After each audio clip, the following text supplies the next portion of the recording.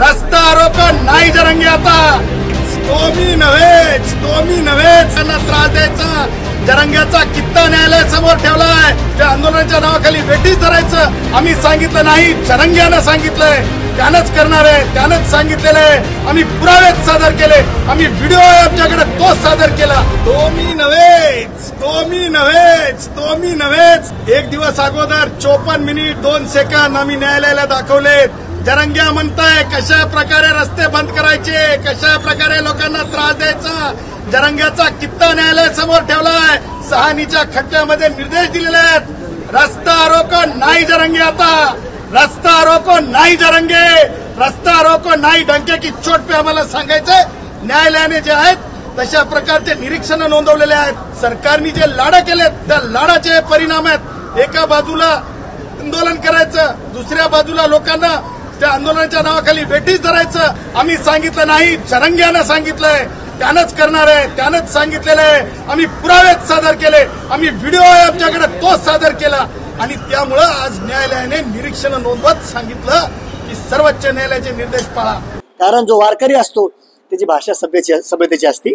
जरांगे पाटलावर चिखलफेक करणारा म्हणजे ते सूर्यावर थुंकण्यासारखं हो त्याने आवर घातला पाहिजे तर तुला काळा फासणार आम्ही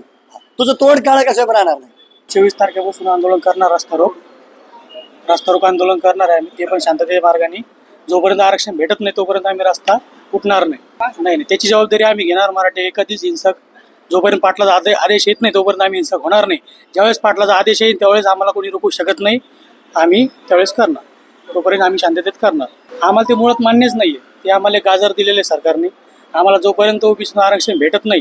तोपर्यंत आम्ही जेवढं साजरं करणार नाही मनोज दादा जरांगे पाटील गेल्या 5.5 महिन्यापासून आंदोलन करत आहे 5.5 महिन्यात मला एकही आंदोलन असं दाखवा की ते हिंसक आंदोलन झालेलं आहे असं एक पण आंदोलन झालं नाही की हिंसक आंदोलन झालं म्हणून कारण की आमची ही आंदोलन हे शांततेतच करा हे दादाचं पण म्हणणं आहे आणि आम्ही त्या प्रमाणात आंदोलन करणार आणि राहिला विषय जरांगे पाटील तो माणूस अतिशय प्रामाणिक आहे सातत्य त्या माणसाचं त्या आंदोलनामध्ये आहे आणि सर्व समाजाने मी पुन्हा सांगतो मी नाही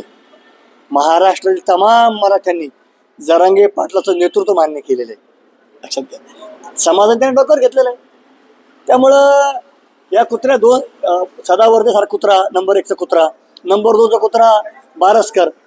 त्याला कुत्रा म्हणायची पण लायकी मी कुत्र्याचाही अपमान करतो असं मला वाटतंय कुत्रा इमाम फार इमानदार प्राणी कुत्रा हे कुत्र्यापेक्षा बी जायले इतके बेकार हे थर्ड क्लास लोक त्यामुळं तुम्ही यांना आवर घाला नाहीतर तुमचं तोंड काळं केल्याशिवाय आता आम्ही शांत बसणार नाही